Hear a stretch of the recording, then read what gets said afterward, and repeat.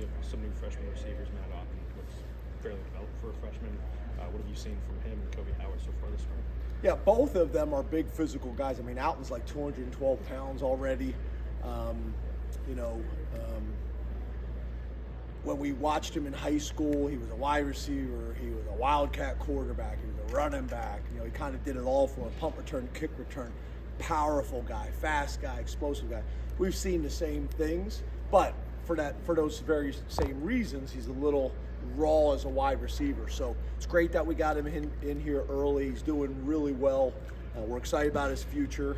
Kobe, another guy, more developed. He's already 190-something pounds, strong in the weight room, explosive. He's playing wide out, pretty much his whole life. So he's a little bit more, refined in those areas.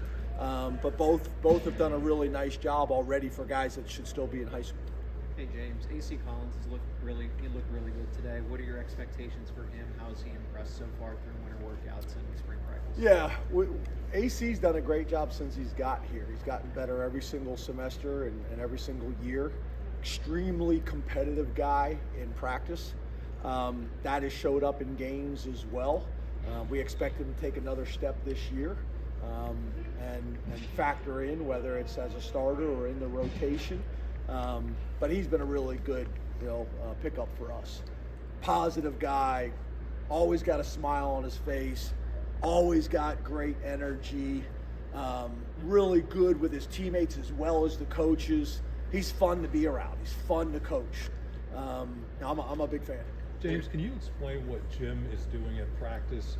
Now, when we've been there, it looks like he's kind of observing, taking a lot of notes, not as much hands-on as we've seen some other assistants. Can you Who'd you say? Jim Knowles. Yeah. Jim is, he's a man of few words. That's in the staff meetings in the morning. That's out here on the field. He's a believer that he's going to spend a ton of time in the meeting room and taking notes down, kind of like I do, and then make the points he needs to make to the coaches, in the meeting rooms. We meet in the mornings and go through the film, and he is thorough and he is detailed to the point where I think he's very, very comfortable on the field letting the coaches coach. But from a big picture perspective, he sees it all. He's got a very good understanding of what he wants it to look like and how it's all supposed to fit together. I've been very impressed with how it's gone so far.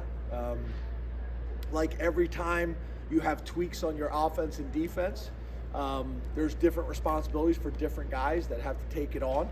There's different personalities of the coordinators and the position coaches when turnover happens, and all those things seem to be going very, very well. So I've been pleased. The practices have been very competitive. It doesn't feel like offensively is in year two and defensively is only a couple weeks in. It's been very competitive. So I've been pleased with how it's going, and we manage it right. Like the way we do it and always have is the offense is limited in what they can do on day one. The defense is also limited on what they can do on day one. It's not about the offense beating the defense. It's about putting the best Penn State team together and creating the best teaching and learning environment. So that's kind of how we do it. It's structured.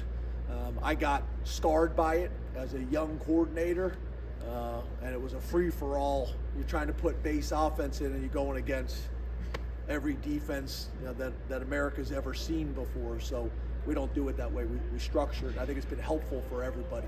Kind of like a teacher has a teaching progression, right? How does that impact the way that Dan Connor is used then? Maybe for some of those position coaches, their increased role if Knowles is letting them handle it on the field?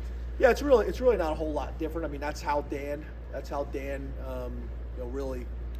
was the linebackers coach essentially last year. Maybe it wasn't announced like publicly, but that's how we operated last year.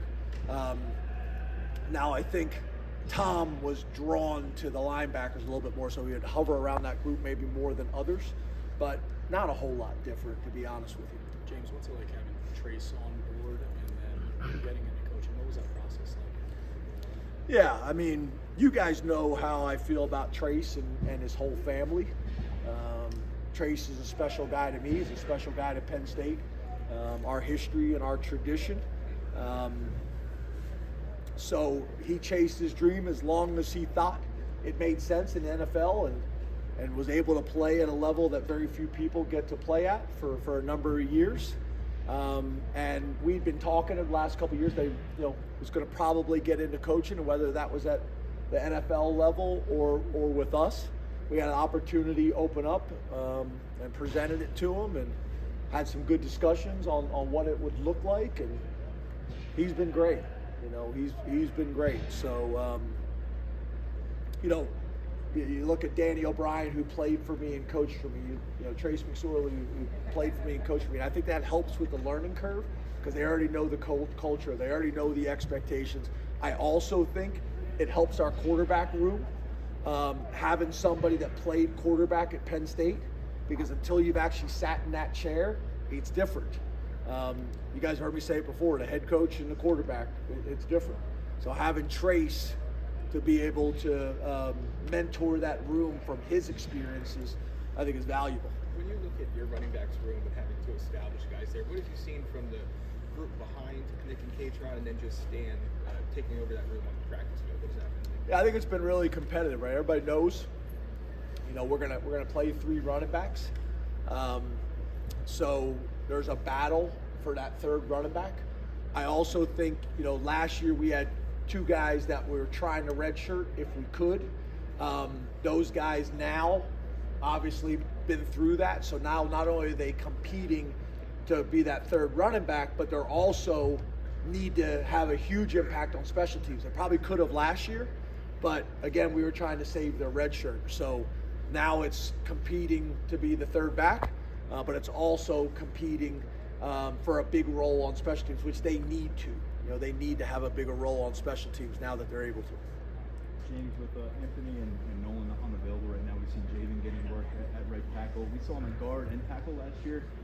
This year, is it more of a concerted effort at that specific position, and how do you think he's fared so far this spring? I'm a big Javin Williams fan. It's been awesome since the day he stepped on campus. It was a little bit of a learning curve for him, because he went to a high school that maybe threw it 5 times in his 3-year high school career. So passing game was something that we had to work through, but all the cultural things he learned from that program, all they do is win, run the ball. He knows how to run block. He's great in space. Great kid, great attitude. He's got a very, very bright future for us. Right now, this spring, we're predominantly got him at tackle, because obviously we have 2 tackles that aren't here right now in terms of practicing. If they were here, then he'd be splitting time between tackle and guard and competing for one of those jobs as well. But it's really good experience and really good opportunity for him. And the way he's going right now, he's going to end up being a part of that competition for the right tackle spot too. James, this winter we saw Elliott Washington go to a 6-for-6 at cornerback with competitor of the day. What did that look like in terms of seeing that on a daily basis, and has that carried over into these first couple practices? Yeah, I think as some of you guys recognize, I've never seen that before. In my 12 years here and 3 years at Vanderbilt, never had a guy win every single one. I tell my coaches all the time, this isn't like elementary school or kindergarten or little league where everybody gets a smiley face and you try to spread the wealth so everybody's happy. Give it to the guy who's earned it. And Elliott came to work every single day. He just continues to get better. He's super explosive, maybe the most explosive guy we have on our team, maybe the most horsepower in terms of speed on our team. He's a big corner at 190-something pounds, has shown flashes. There's a lot of excitement in the building, and he's earned it. So I'm proud of him. Coach's kid, great family, done it the right way. So I'm proud of him, and his hard work and attitude, it's paying dividends for him, and I think it's going to show up in the fall. You just got to keep stacking days. James, we saw during the perimeter blocking drill, Tyser did well, and then he nice play in the red zone one-on-ones as well. What have you seen from Tyser so far this spring? Yeah, I think you guys saw last year flashes when you guys were at practice. That continued kind of all season. Same thing now. It's the big thing is for a lot of these young players, it's consistent consistency. It's physical consistency. It's mental consistency. Those types of things. He's got the ability to help us this year, and we need him to help us this year. It's just we got to be more consistent. So again, I'm proud of him. I think he's got a bright future. But nobody cares he's a redshirt freshman. It's time now. We need him to take that next step, and he is more than capable of being a big time player in this league as a redshirt freshman. Thanks, Coach. Thank you. Thank you.